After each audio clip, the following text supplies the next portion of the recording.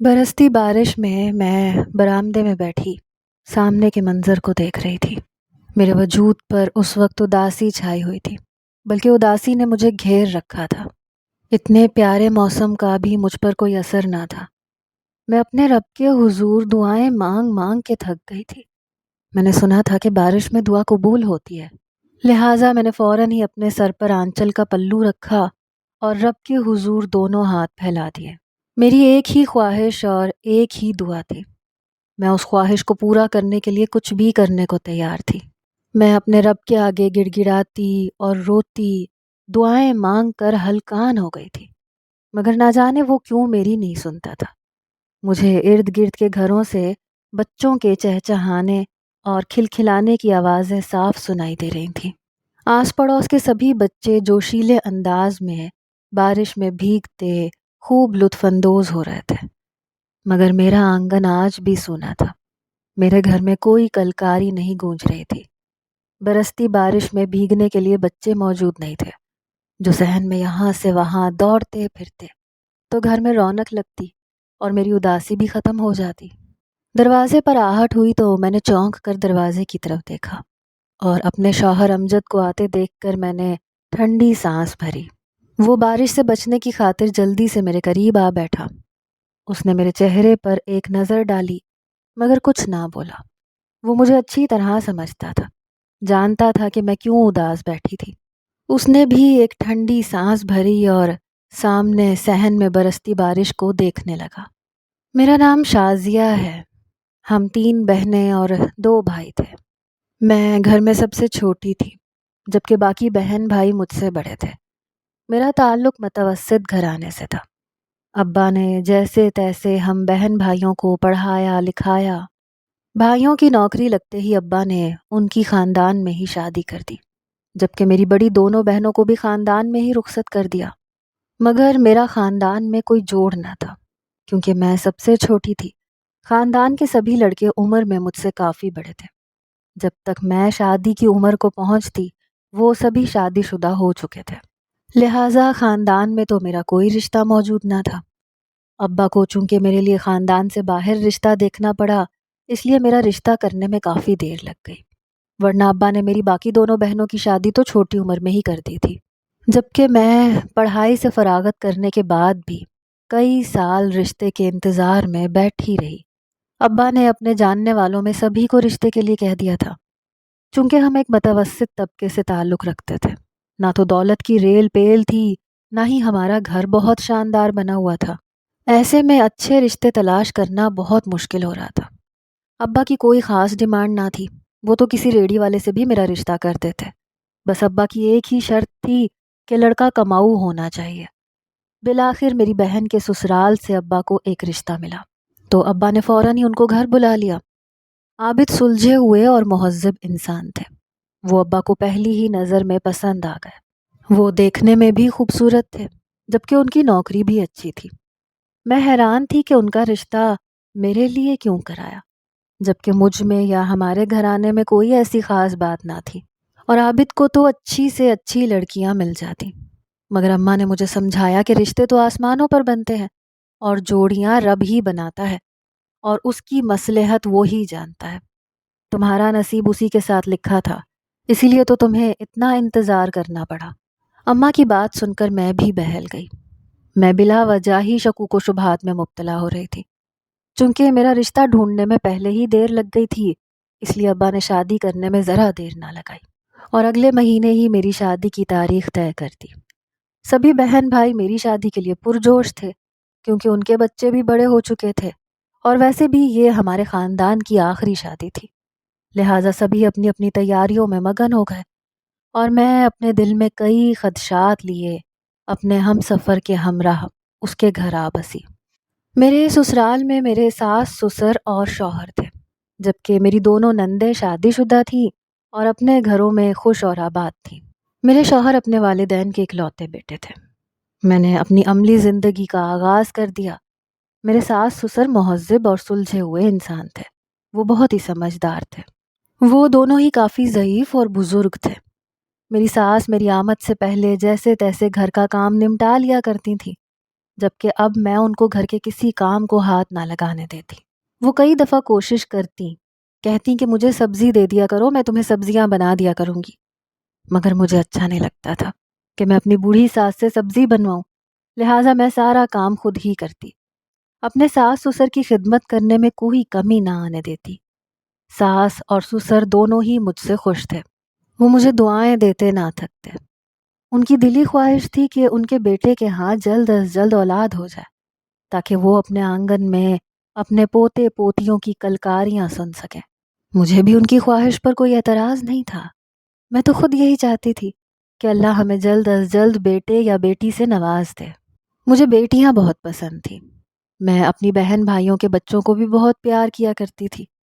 میں ہر بار بڑی امید اور آس لگا کر بیٹھی رہتی کہ اللہ تعالیٰ مجھے ضرور اولاد کی نعمت عطا کرے گا، مگر شادی کے 3 سال گزرنے کے بعد بھی میری گود ہری نہ ہوئی۔ پہلا سال تو ہنسی خوشی گزر گیا تھا، عابد کو بھی اتنی جلدی نہ تھی، ان کا کہنا تھا کہ کوئی بات نہیں، ہماری بھی اولاد ہو جائے گی۔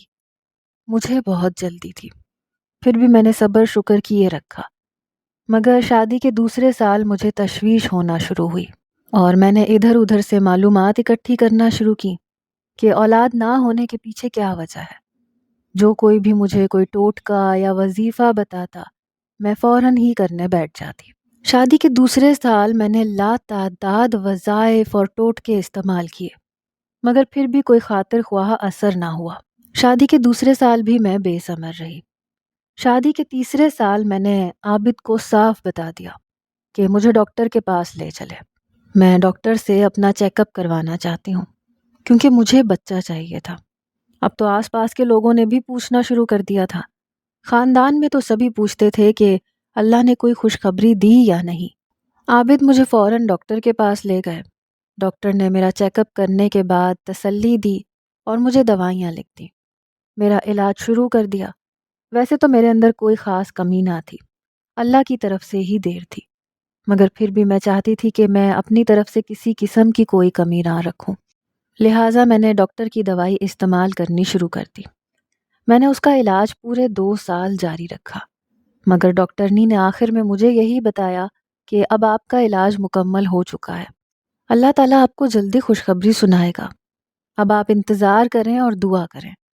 میں انتظار میں اور دعاؤں میں لگ گئی، مگر میرا انتظار کبھی ختم ہی نہ ہونے میں آیا اور میری شادی کو 10 سال گزر گئے، پر اللہ نے میری خالی جھولی نہ بھری۔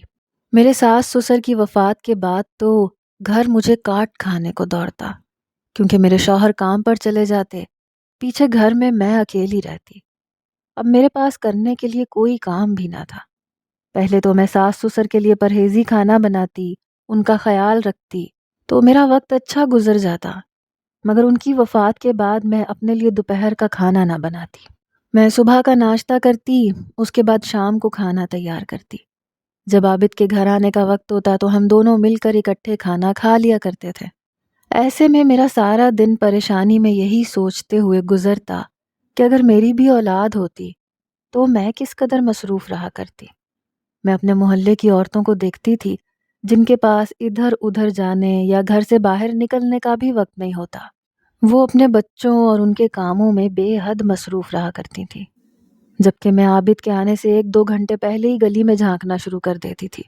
حالانکہ مجھے اندازہ ہوتا تھا کہ وہ کتنے بجے آئیں گے، پھر بھی میرا دل اس قدر پریشان اور بے قرار ہوتا تھا۔ اس کی ایک ہی وجہ تھی کہ میرے پاس کرنے کو کوئی کام نہ تھا۔ میرے چھوٹے بھائی تنویر کی بیوی کے ہاں چوتھا بچہ پیدا ہونے والا تھا۔ میرے ذہن میں خیال آیا کہ کیوں نہ وہ یہ بچہ مجھے گود دے دے، لہٰذا میں نے عابد سے مشورہ کیا۔ ان کی رضامندی سے ہی میں اپنے بھائی کے در پر جا پہنچی۔ میں نے اس کے سامنے جھولی پھیلا کر بھیک مانگی کہ وہ میری جھولی میں اپنا بچہ ڈال دے۔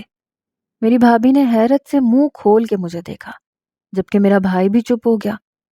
ہم تمہیں مشورہ کر کے بتائیں گے، اس نے مجھے کہا تو میں آس اور امید لیے واپس لوٹ آئی۔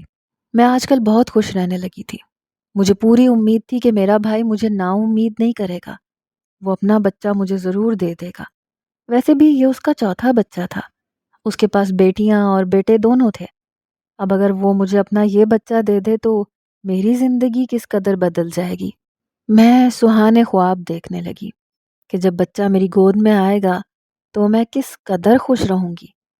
باجی اماں کہہ رہی ہیں اس پیالے میں چینی دے دیں، جیسے ہی بازار سے چینی آئے گی تو میں آپ کو واپس کر جاؤں گی۔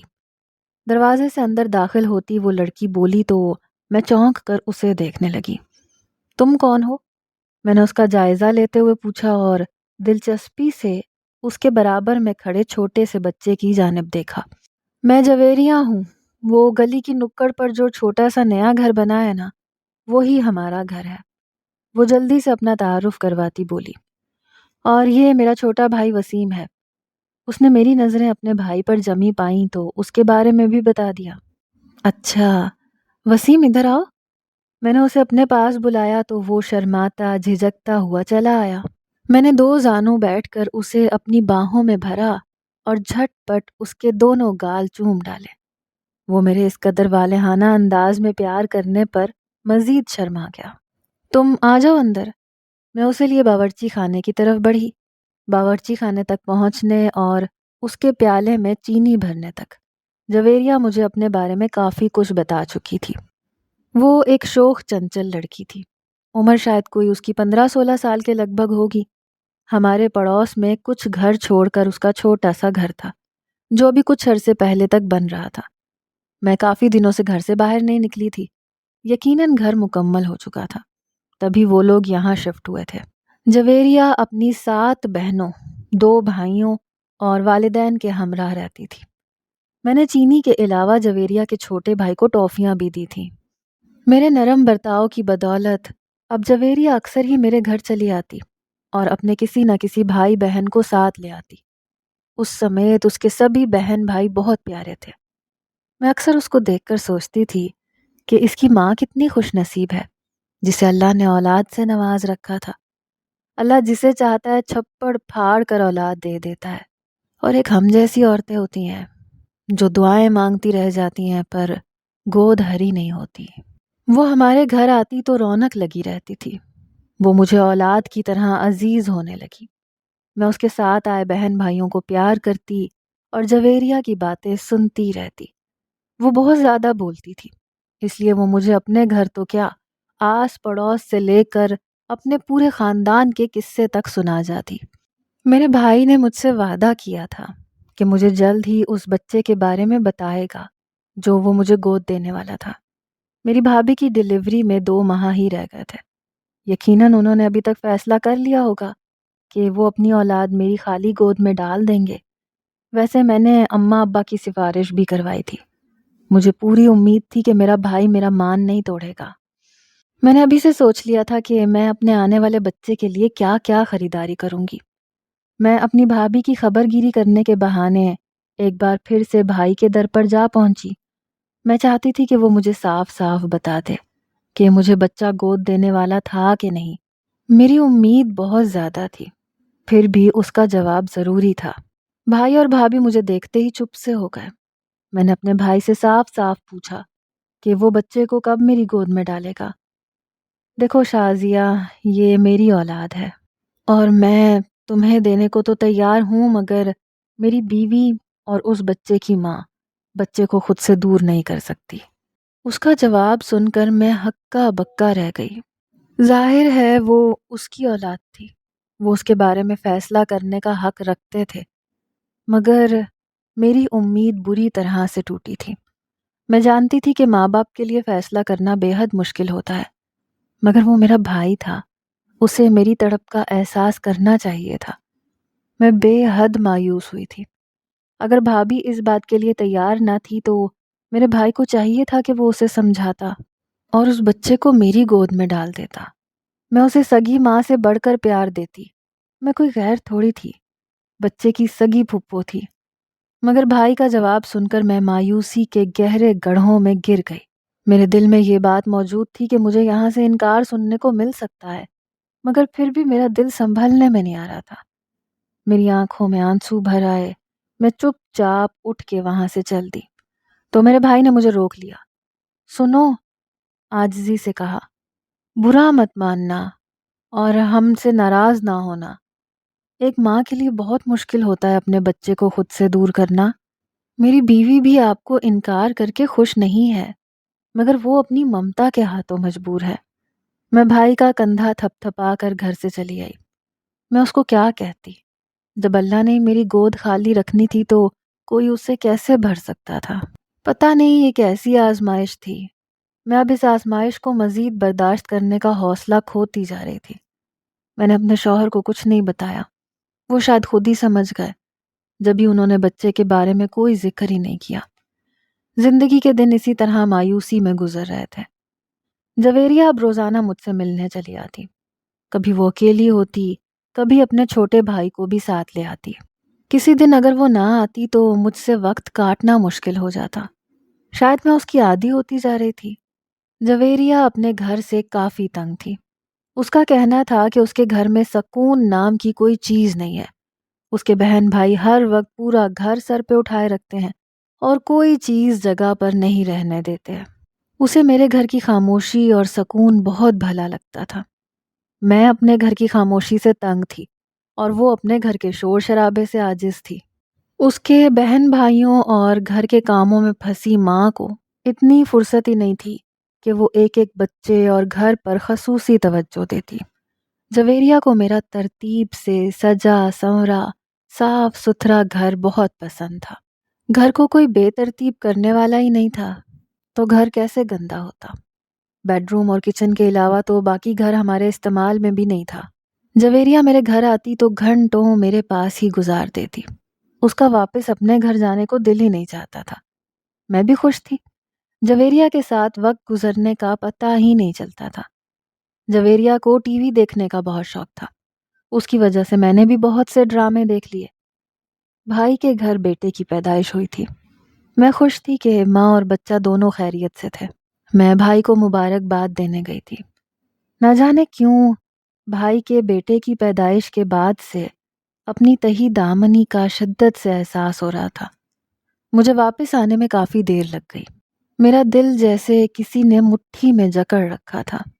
مجھے کسی پل سکون نہیں آ رہا تھا۔ میں بڑی بے چینی کے ساتھ گیٹ کھول کر گھر کے اندر داخل ہوئی تو مجھے کمرے سے کھلکھلا کر ہنسنے کی آوازیں صاف سنائی دیں۔ میں حیران کہ اس وقت گھر میں کون موجود ہو سکتا ہے۔ میرے شوہر کے آنے کا وقت نہیں تھا۔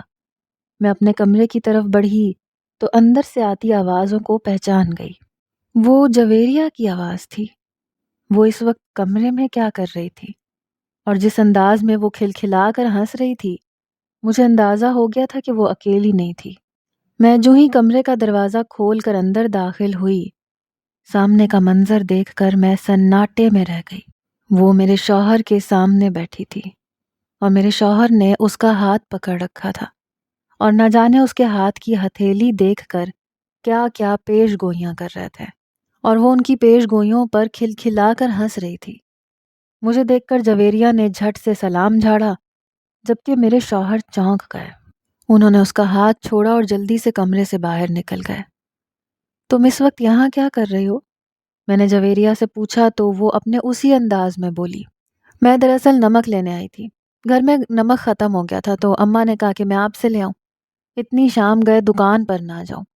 وہ بولتے ہوئے اٹھ کھڑی ہوئی تو میں نے حیرت سے اسے دیکھا کہ وہ واقعی اتنی معصوم تھی جتنی بن جایا کرتی تھی۔ تو کیا تم یہاں بیٹھ کر نمک لے رہی تھی؟ میں نے اس پر اپنی طرف سے گہرا طنز کیا مگر اس کو بالکل بھی سمجھ میں نہ آئی۔ باجی آپ مجھے جلدی سے نمک دے دیں تاکہ میں گھر جاؤں۔ اماں میری راہ تکری ہوگی اور مجھے یقیناً ڈانٹے گی کہ اتنی دیر لگا کر آئی ہوں۔ وہ اپنی روانی میں خود ہی بتا گئی کہ وہ کافی دیر سے یہاں بیٹھی میرے شوہر کے ساتھ موج مستیاں کرنے میں مگن تھی۔ میرا دل بے حد دکھی تھا۔ ایک تو میرے بھائی نے مجھے بچہ نہ دیا، دوسرے اپنے شوہر کو جویریہ کے ساتھ دیکھ کر میرے تن بدن میں آگ لگ گئی۔ وہ اپنی جان چھڑا کر کمرے سے باہر چلے گئے مگر میں ان کو اتنی جلدی بخشنے والی نہیں تھی۔ میں نے جویریہ کو نمک دے کر گھر بھیجا اور اگلے ہی لمحے ان کے سر پر پہنچ گئی۔ یہ کمرے میں کیا ہو رہا تھا؟ میں نے کمر پر ہاتھ رکھ کر پوچھا۔ وہ چونک کر مجھے دیکھنے لگے۔ بات تو ایسی کچھ نہ تھی۔ وہ لڑکی نمک لینے آئی تھی، میرے پاس بیٹھ کر باتیں کرنے لگ گئی۔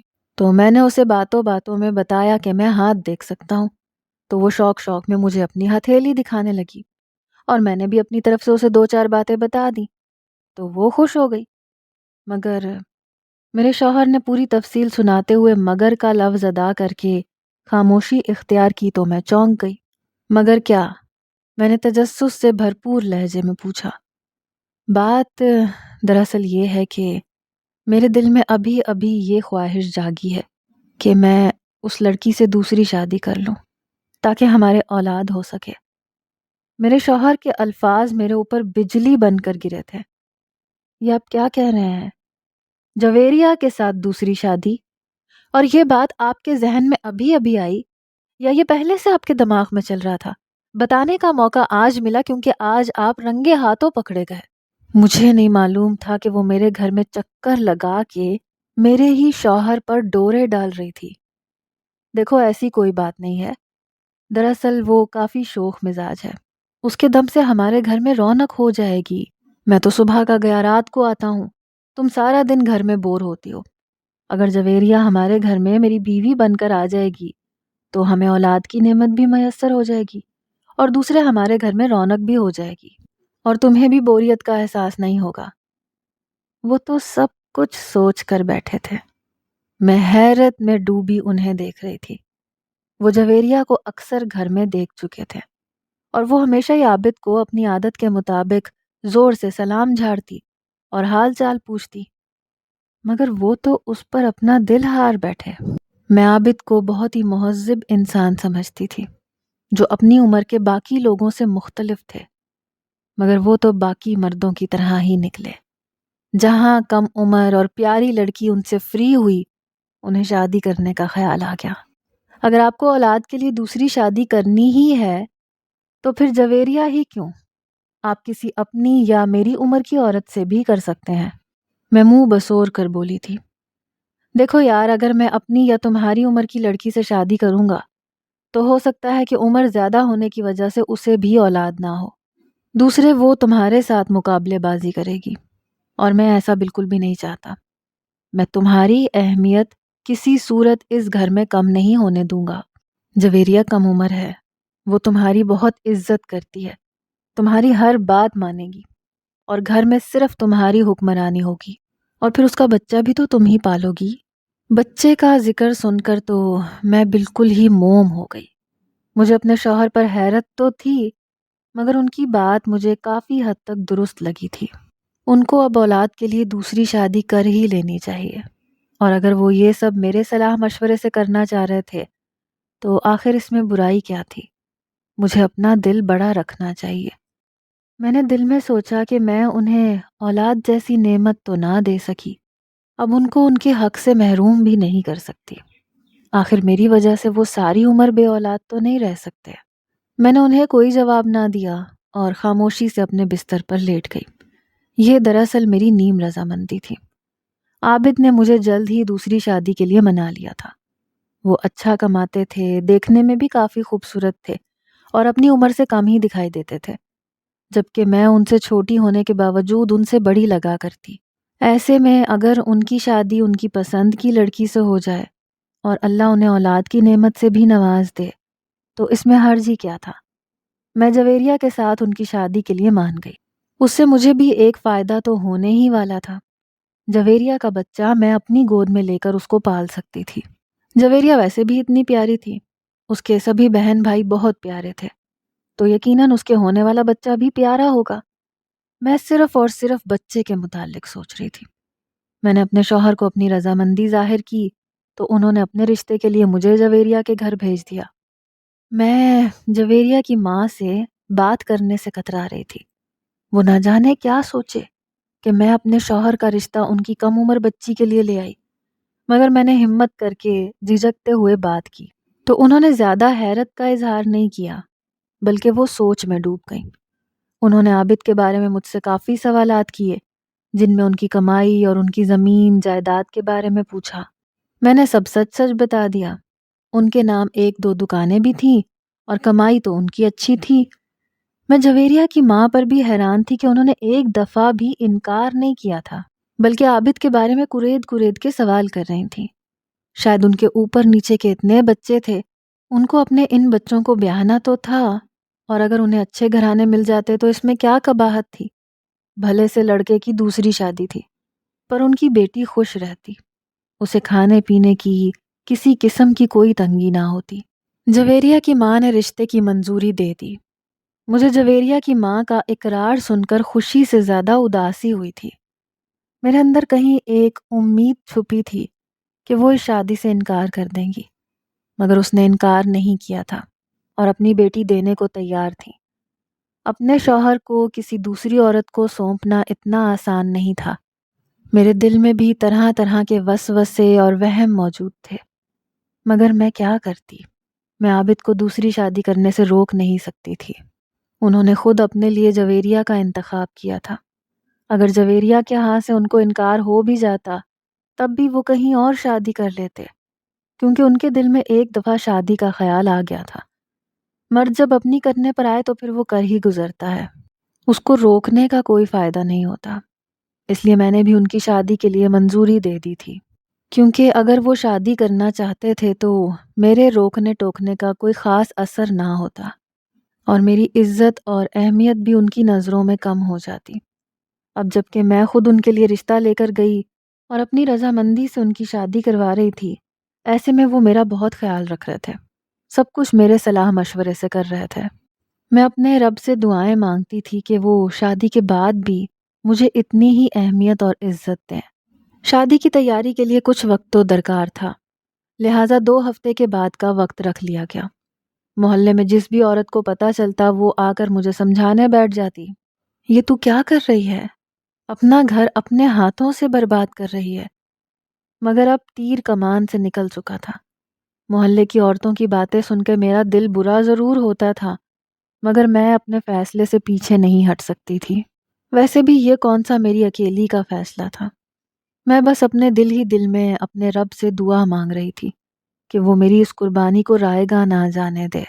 شادی کا سارا انتظام عابد نے مجھ پہ چھوڑا تھا۔ میں نے جویریہ کے لیے کچھ ضروری چیزیں اور کپڑے لیے اور اپنی سوتن کو اپنے ہاتھوں سے دلہن بنا کر لے آئی۔ جویریہ کے ہمارے گھر میں مستقل آ جانے سے واقعی رونق لگ گئی تھی۔ وہ بہت اچھی لڑکی ثابت ہوئی تھی۔ وہ میرے ساتھ بالکل اپنی بڑی بہنوں جیسا سلوک کرتی اور مجھے عزت اور تکریم دیتی۔ اس کا کہنا تھا کہ آپ نے اپنے شوہر کی دوسری شادی کروا کے بہت بڑی قربانی دی ہے، میں آپ کی یہ قربانی ہمیشہ یاد رکھوں گی۔ اسے بھی شاید عابد سے محبت ہو گئی تھی، تبھی تو وہ شادی کے بعد اس قدر خوش تھی۔ ویسے تو وہ ہمیشہ ہی خوش رہا کرتی تھی، مگر شادی کے بعد تو اس کے رنگ و روپ میں بے پناہ اضافہ ہوا تھا۔ اب وہ اچھے فیشن اور ڈیزائن کے سلے ہوئے کپڑے پہنتی تو بے انتہا پیاری لگتی۔ عابد تو کیا، کئی دفعہ میں بھی اسے دیکھتی رہ جاتی۔ وہ ہمارے گھر کی رونق بن گئی تھی۔ اس نے جلد ہی میرے دل میں اپنی جگہ بنا لی۔ میں بالکل اسے اپنی بیٹی کی طرح سمجھتی تھی اور وہ مجھے اپنی ماں کے برابر درجہ دیتی۔ عابد کی اور میری محبت میں بھی مزید اضافہ ہوا۔ میرے دل میں جو وہم اور وسوسے تھے وہ سب اڑن چھو ہو گئے۔ جویریہ نے جلد ہی ہمیں خوشخبری سنا دی۔ میرا تو پاؤں زمین پر نہ پڑتا۔ میں اس قدر خوش تھی جیسے میں خود حاملہ ہو گئی۔ میرے شوہر کی اولاد میری گود میں آنے والی تھی، بھلے وہ دوسری عورت سے کیوں نہ ہو، پر اولاد تو میرے شوہر کی ہوتی۔ اگر میں اپنے بھائی کا بچہ لیتی تو وہ میرا بھتیجا یا بھتیجی ہوتی، مگر میرے شوہر کے لیے تو غیر ہوتا، اور شاید وہ اسے وہ اہمیت نہ دے پاتے جتنی وہ اب اپنی اولاد کو دینے والے تھے۔ اور میں تو ہمیشہ سے ایک ماں تھی، بھلے میں اپنے بچے کو جنم دینے سے محروم رہی، مگر عورت کے اندر خدا نے جو ممتا رکھی ہے وہ ممتا بچہ پیدا کرنے کی محتاج نہیں ہوتی۔ میری ممتا ہمیشہ سے دوسرے بچوں کے لیے بھی جاگ اٹھتی تھی۔ اب میں اپنے شوہر کے بچے پر اپنی ممتا نچھاور کرنے والی تھی۔ جویریہ نے شادی کے اگلے سال خوبصورت بیٹے کو جنم دیا۔ اس نے ہسپتال میں ہی بچے کو میری گود میں ڈال دیا۔ میں اتنے ننھے سے وجود کو اپنی گود میں لے کر دھاڑے مار مار کر رو دی۔ میرے بےتاب اور بے چین دل کو ایک سکون آ گیا۔ وہ کتنا خوش قسمت بچہ تھا، اسے 2 ماؤں کا پیار ملنے والا تھا۔ آنکھوں میں آنسو بھرے اور لبوں پر مسکراہٹ لیے میں نے اس کی چوڑی پیشانی پر اپنے لب رکھ دیے۔